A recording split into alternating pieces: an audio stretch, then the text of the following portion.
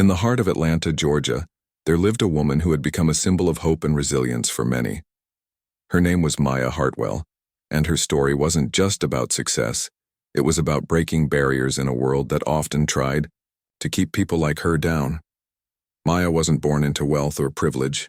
She grew up in a modest neighborhood where opportunities were scarce, but her dreams were anything but small. From the moment she could hold a pencil, she scribbled ideas in notebooks, imagining businesses that could change lives. Maya's journey began with nothing more than determination and a laptop. In her early 20s, she started working on software solutions designed to make life easier for everyday people. At first, no one took her seriously. Investors turned her away, some dismissing her ideas outright, while others subtly suggested she lacked the experience needed to lead such ambitious projects. But Maya didn't let rejection stop her. Instead, she used it as fuel to push harder. Late nights became her routine, and every failure taught her something new. Over 2 decades, Maya's hard work paid off. What started as a tiny startup in Maiso, her apartment blossomed into a multi-million-dollar tech empire. Her company developed cutting-edge tools that helped businesses run smoother and families manage their finances better. People started noticing.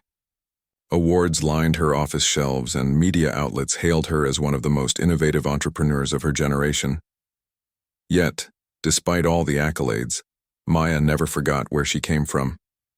She knew firsthand how difficult it was for minority communities to access fair financial services, so she decided to do something about it. That's when she founded her own bank, a boutique financial institution aimed at serving those who were often overlooked by traditional banks. It wasn't just another business venture for Maya. It was deeply personal. She wanted to create a space where people felt valued, respected, and empowered. The bank's headquarters stood tall in downtown Atlanta, its glass walls reflecting the city skyline. Inside, customers found a warm, welcoming environment, staffed by people who genuinely cared about their needs. For many, walking through those doors felt like stepping into a place where they finally belonged.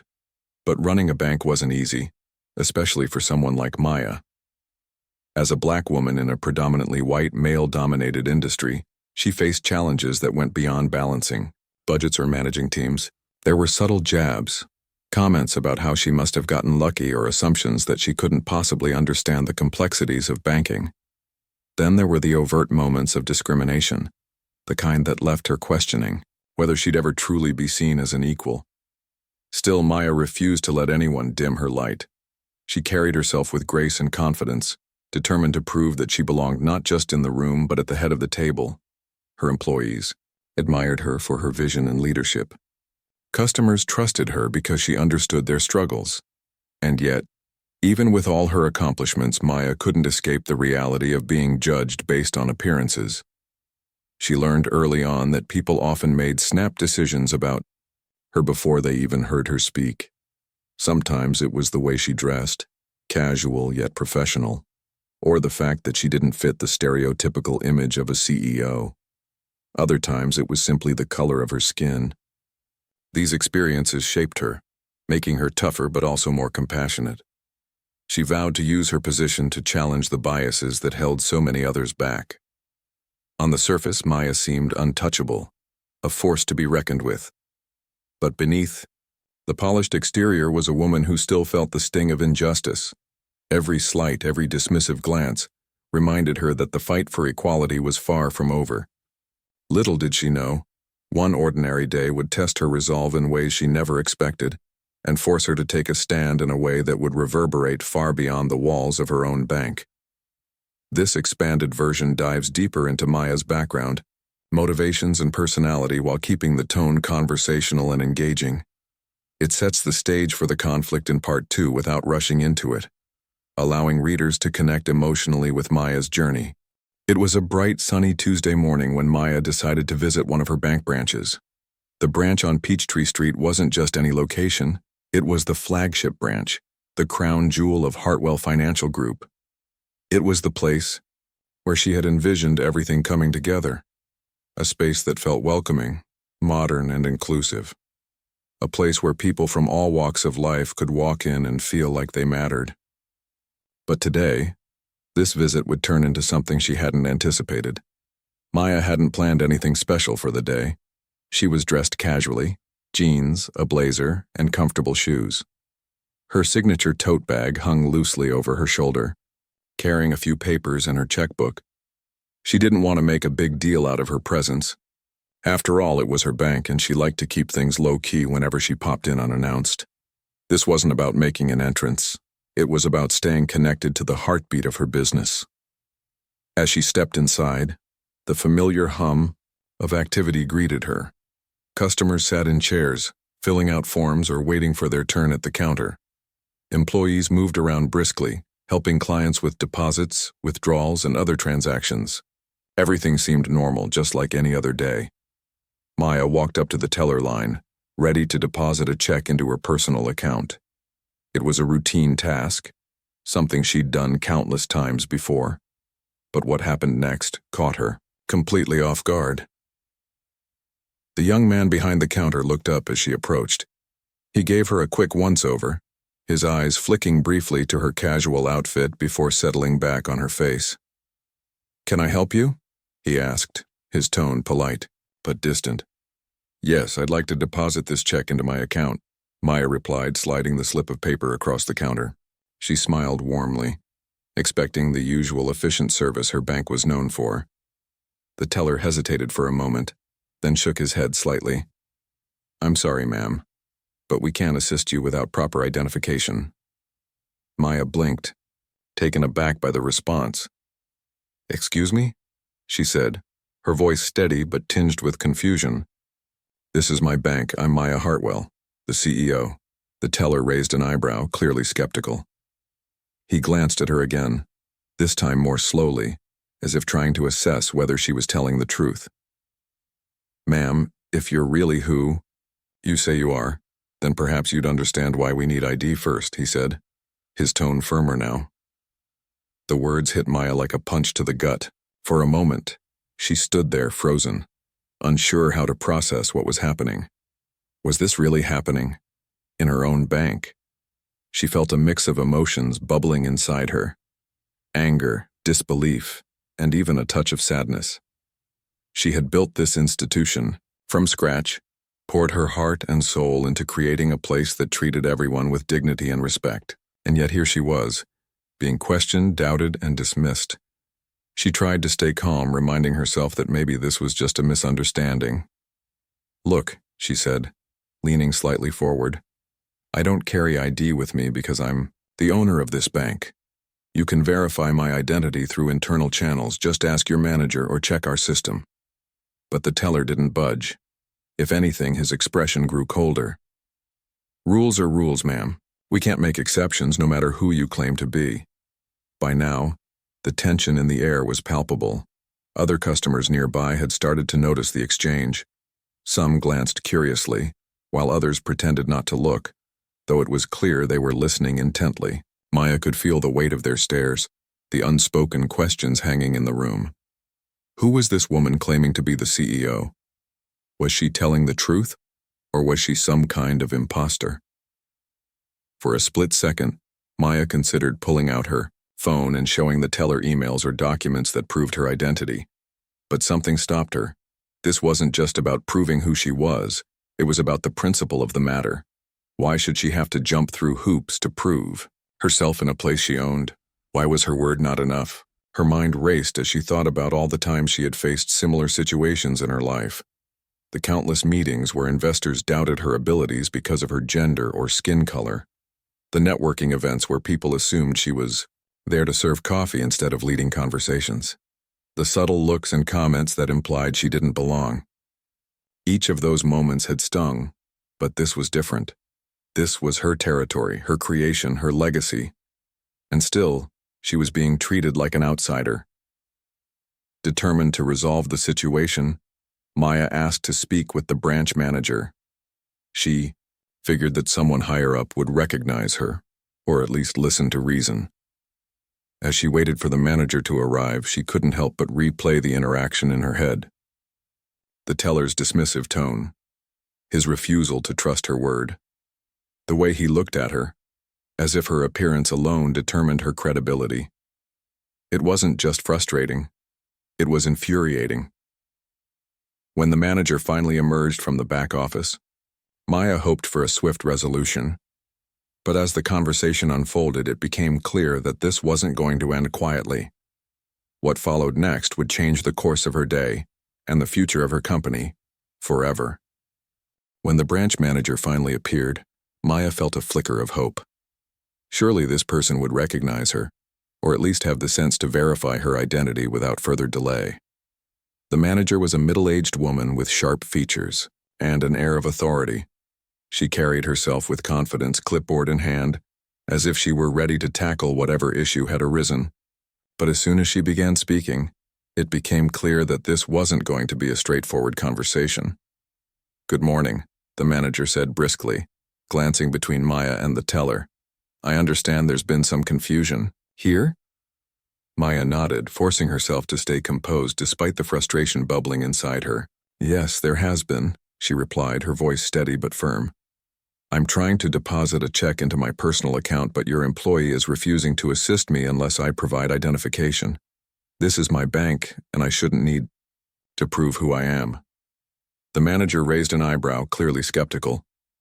"Ma'am, I understand your frustration, but we have strict protocols in place for everyone's safety. Even CEOs must follow these rules." Her tone was calm, almost rehearsed, but it carried an undertone of condescension that made Maya's stomach churn. It wasn't just what she said, it was how she said it. There was no apology, no acknowledgement of the absurdity of the situation. Instead, the manager seemed more concerned with defending the policy than addressing the obvious disrespect Maya had endured. Maya took a deep breath, willing herself not to lose her temper. She decided to try one last time to reason with the woman. "Look, I get that policies are important," she said, her voice measured but tinged with irritation. "But I own this bank. I founded it. You work for me. Does that mean nothing? Shouldn't you at least take a moment to verify my identity before dismissing me like this?" The room fell silent. Customers seated nearby turned their heads slightly, pretending not to eavesdrop while clearly hanging on every word. Employees behind the counters exchanged nervous glances, unsure of how to handle the escalating tension. For a brief moment, it felt like time stood still. Instead of softening, the manager doubled down. "Rules are in place for a reason, ma'am," she said coolly. "If you're really who you say you are, then providing identification shouldn't be an issue. We can't make exceptions, not even for someone claiming to be the CEO." The words hit Maya like a slap across the face. Claiming to be the CEO? Claiming? The audacity of it all left her stunned. Here she was, standing in a building she had built from the ground up, being treated like a stranger. No, worse than a stranger. A liar. Someone whose word wasn't worth trusting. She felt a surge of anger rising in her chest, hot and unrelenting. But beneath the anger was something deeper. Hurt. Hurt that after everything she had achieved, after all the barriers she had broken and battles she had fought, she was still seen as less than, less credible, less deserving of respect. And it wasn't just about her, it was about what this moment represented. If the CEO of the bank could be treated this way, what did that say about how others were treated? What kind of message was this sending to employees, customers, and the community?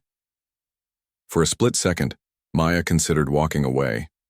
She could leave, go back to her office and deal with this later. But then she realized something. Leaving wouldn't solve anything. It would only allow the behavior to continue unchecked. This wasn't just about her pride.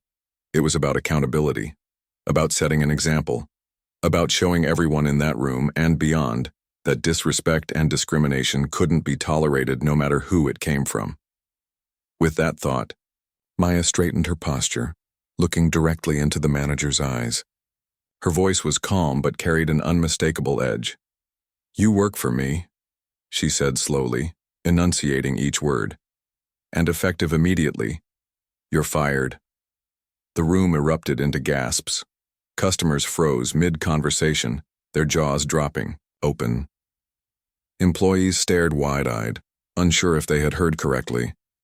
Even the teller who had started this whole ordeal looked shocked, his earlier smugness replaced by panic. No one moved or spoke for several seconds. It was as if the entire branch had collectively held its breath. The manager blinked rapidly, clearly caught off guard. "Excuse me?" she stammered, her composure cracking for the first time. "Did you just say—" "Yes," Maya interrupted, her tone leaving no room for argument. "You heard me. You're fired. Pack your things and leave the premises immediately." The manager opened her mouth to protest, but Maya cut her off before she could utter a word. "Let me explain something to you," she said, her voice rising slightly but remaining controlled. "This isn't just about today. It's about the culture you've allowed to exist here. It's about the lack of respect shown not only to me but to anyone who doesn't fit your narrow idea of what a leader looks like. That ends now." Without waiting for a response, Maya turned to address the rest of the staff. They stood frozen in place, unsure of what to do next. "To everyone else," she continued, her voice softer but still commanding, "this is a reminder that we are here to serve our customers with dignity and respect. Every single person who walks through those doors deserves to be treated fairly, regardless of who they are or what they look like. If you can't uphold that standard, then you don't belong here." Her words hung in the air, heavy with meaning. Slowly, the employees began to nod, some visibly shaken by the gravity of the moment. One of them stepped forward tentatively, offering to help resolve the situation. Maya accepted the offer graciously, knowing that firing the manager on the spot was just the beginning. There was still work to be done to ensure this never happened again. As the former manager gathered her belongings and exited the branch, the atmosphere shifted. Customers resumed their conversations, though whispers about what had just transpired lingered in the air. Employees returned to their tasks, but there was a newfound awareness in their movements, a recognition that things were changing, whether they liked it or not. For Maya, the decision to fire the manager wasn't made lightly. It was a calculated risk, one that could attract criticism and backlash. Some might call her impulsive or harsh. Others might accuse her of overreacting. But as she stood there, watching the ripple effects of her actions unfold, she knew she had done the right thing. This wasn't just about firing someone, it was about drawing a line in the sand. About making it clear that certain behaviors wouldn't be tolerated no matter the cost. Walking out of the branch later that day, Maya felt a mix of emotions swirling inside her. Relief, satisfaction, exhaustion, but most of all, determination. This incident wasn't the end of the road. It was a turning point. A chance to reflect, regroup, and rebuild. Because if there was one thing Maya Hartwell knew how to do, it was rise above adversity and turn challenges into opportunities. And this time would be no different. The moment Maya stepped out of the bank, she knew the story was far from over. Word traveled fast in Atlanta, especially when it involved drama at one of the city's most talked-about businesses. By the time she reached her car, her phone was already buzzing nonstop with notifications. Social media had exploded. The hashtag Durage Black CEO denied service was trending locally, and soon it caught national attention. People were sharing their thoughts, some praising her bold move, others criticizing her decision to fire the manager on the spot. Maya took a deep breath as she sat in the driver's seat staring at her phone screen. Comments ranged from supportive messages calling her a hero for standing up against discrimination to harsh accusations labeling her as too emotional or unprofessional. One comment read, "If you can't follow basic rules, why should anyone respect you?" Another said, "Finally, someone holding these institutions accountable." It was overwhelming, to say the least. For every person cheering her on, there was another questioning her leadership. But Maya wasn't new to criticism. Over the years, she had learned how to sift through the noise and focus on what mattered. Still, this felt different. This wasn't just about her. It was about the message she wanted to send. She knew that firing the manager wasn't just an impulsive reaction. It was a statement, a line drawn in the sand. But now, the world was watching, and she needed to address it head-on. That evening, Maya retreated to her penthouse office overlooking the Atlanta skyline. The view usually calmed her, but tonight it did little to ease the storm brewing inside. She poured herself a cup of tea and settled into her chair, pulling up the security footage from earlier that day. Watching the interaction again was painful but necessary. She wanted to see it clearly, not just as the CEO who had been disrespected, but as a human being trying to understand why things had gone so wrong. As she replayed the scene, she noticed details she hadn't picked up on in the heat of the moment. The dismissive look in the teller's eyes, the slight smirk from the manager when she insisted on ID, the way other employees hesitated, unsure whether to intervene. It wasn't just one person's behavior. It was systemic. This wasn't the first time something like this had happened, and if she didn't act decisively, it wouldn't be the last. Her mind wandered back to all the times she'd faced similar situations throughout her career. There was the investor who refused to shake her hand because he didn't want to catch germs, the conference organizer who assumed she was there to assist instead of lead, the client who questioned her expertise simply because of her appearance.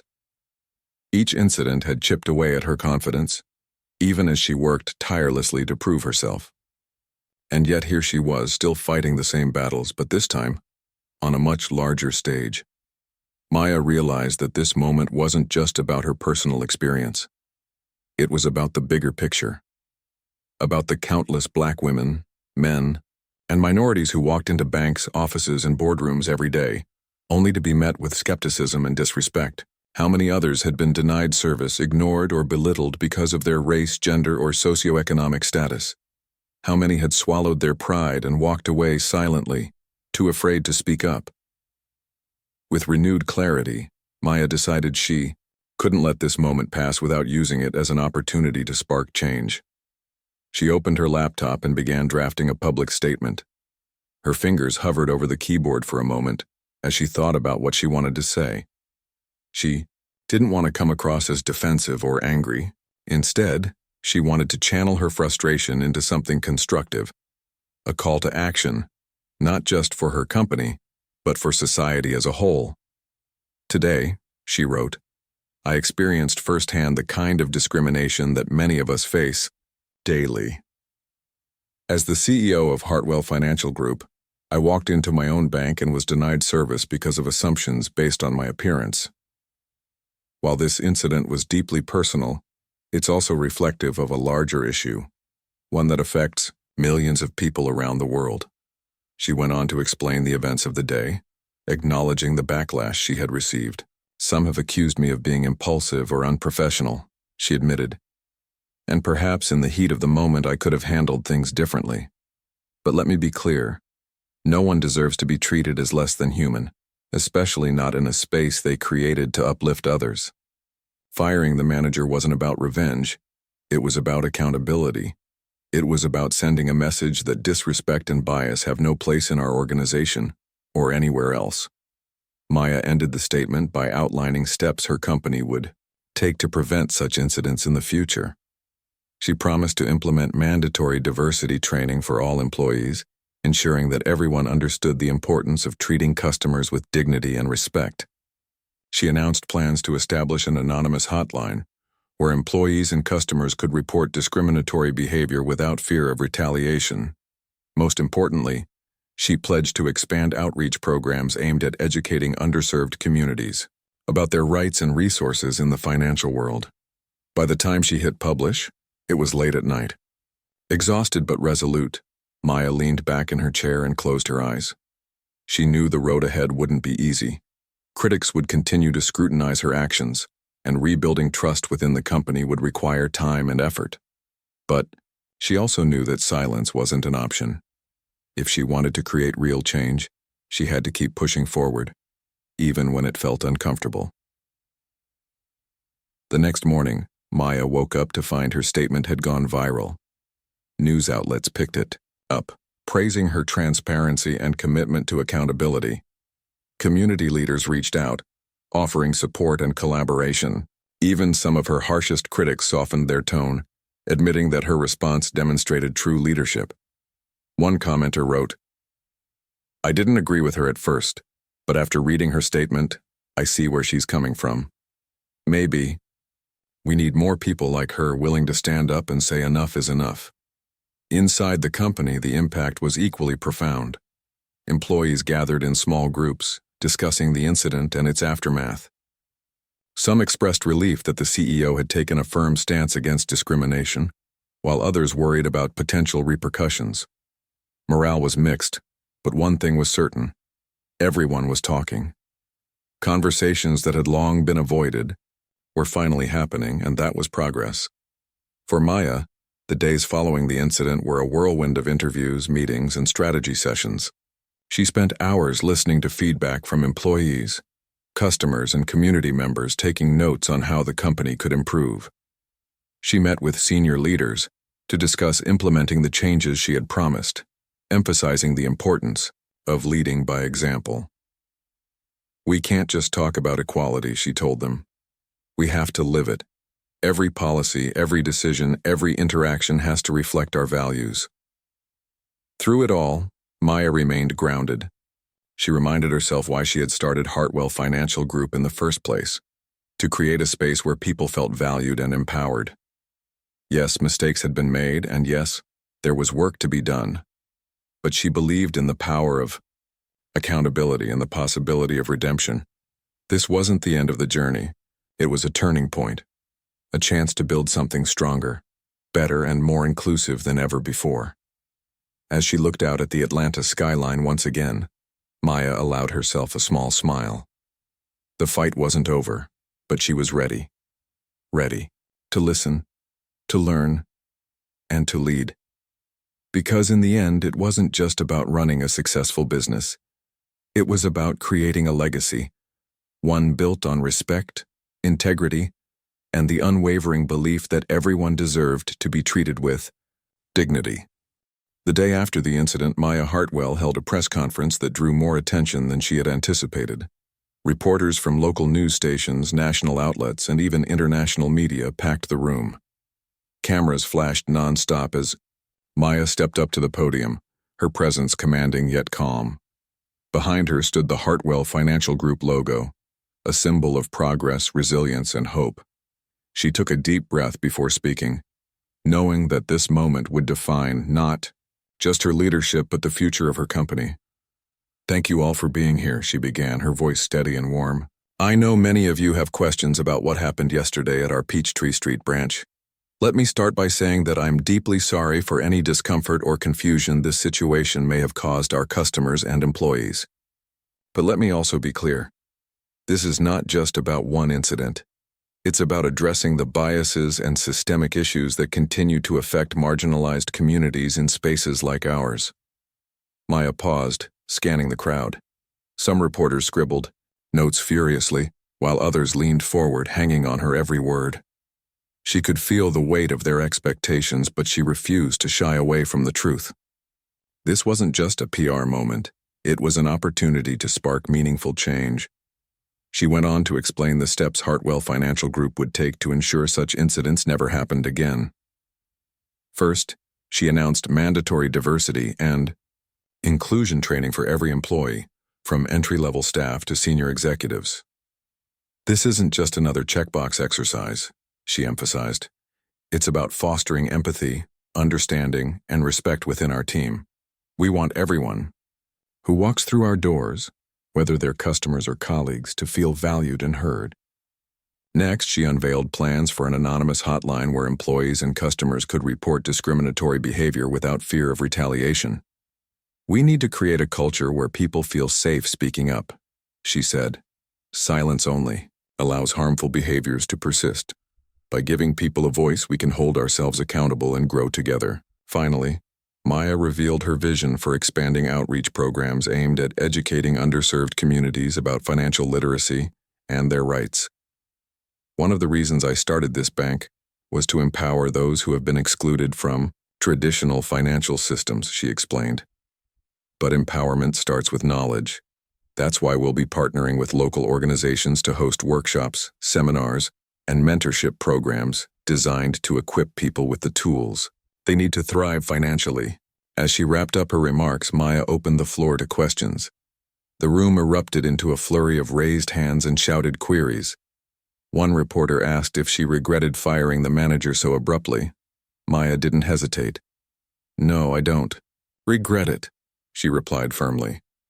What I regret is that it took this long for us to address the underlying issues. Firing someone might seem extreme, but sometimes drastic measures are necessary to send a clear message. Disrespect and bias have no place in our organization. Another journalist questioned whether her actions were too harsh, suggesting that perhaps a warning or retraining would have sufficed. Maya listened patiently before responding. "Let me ask you something," she said, leaning slightly toward the microphone. "If I had given a warning instead of taking immediate action, would anyone be talking about this today? Would anyone care enough to push for real change? Sometimes you have to draw a line in the sand to show that certain behaviors are unacceptable. This wasn't just about one person. It was about setting a standard for how we treat each other." Her answers resonated with the audience. Even some of her toughest critics nodded in agreement, recognizing the sincerity in her words. When the press conference ended, Maya felt a mix of relief and determination. She knew the work ahead wouldn't be easy, but she also knew she had planted the seeds for transformation. Back at the Peachtree Street branch, life slowly began to return to normal, or at least, a new kind of normal. Employees buzzed with conversations about the changes coming their way. Some were excited about the prospect of learning and growing, while others remained skeptical, worried about how these initiatives would affect their daily routines. Maya understood their concerns. Change was never easy, especially when it challenged deeply ingrained habits and attitudes. To ease the transition, she personally visited several branches, including Peachtree Street, to meet with employees and address their questions face to face. During one visit, a young teller approached her hesitantly. "Ma'am, I just wanted to say, I think what you did was brave," the woman said softly. "But I'm nervous. What if I make a mistake? What if I accidentally offend someone?" Maya smiled kindly, placing a reassuring hand on the woman's shoulder. "It's okay to be nervous," she replied. "None of us are perfect and none of us have all the answers. The important thing is that we're willing to learn and do better. If you make a mistake, and you will because we all do, the key is to listen, apologize sincerely, and move forward with intention. That's how we grow." Her words seemed to put the young teller at ease, and soon others gathered around eager to share their thoughts. One older employee confessed that he had witnessed similar incidents in the past, but hadn't known how to intervene. "I guess I thought it wasn't my place to speak up," he admitted. "But now I realize that staying silent makes me part of the problem." These interactions reminded Maya why she had chosen to lead with transparency and vulnerability. By sharing her own struggles and acknowledging her imperfections, she encouraged others to do the same. Slowly but surely, the culture within the company began to shift. Conversations that had once been avoided were now happening openly, creating space for growth and healing. Outside the company, the ripple effects of Maya's actions continued to spread. Customers who had previously felt unwelcome at banks returned to Hartwell Financial Group, curious to see if the changes were genuine. Many were pleasantly surprised by the warmth and attentiveness of the staff. One elderly man who had been turned away from other institutions because of his limited English shared his experience online. "For the first time in years, I felt like someone actually cared about helping me," he wrote. "Thank you, Hartwell Financial, for proving that banks can still be human." Community leaders also reached out, eager to collaborate on initiatives aimed at bridging gaps in financial access. A local nonprofit invited Maya to speak at their annual gala, where she delivered a powerful speech about the importance of representation and accountability. "Change doesn't happen overnight," she told the audience, "but it starts with small intentional steps. It starts with listening to those who have been ignored and amplifying their voices. And it starts with holding ourselves, and each other, accountable." By the end of the month, Hartwell Financial Group had become more than just a bank. It had transformed into a movement, a beacon of hope for anyone who had ever felt excluded or underestimated. For Maya, this was proof that standing up for what was right, even when it was difficult, could inspire others to do the same. As she reflected on everything that had transpired, Maya couldn't help but feel a sense of pride, not just in herself, but in the collective effort of her team and community. They had taken a painful moment and turned it into an opportunity for growth. It wasn't perfect, and there was still much work to be done. But for the first time in a long time, Maya felt hopeful. Hopeful that change was possible. Hopeful that people were ready to embrace it. And hopeful that together they could build a future rooted in equality and respect.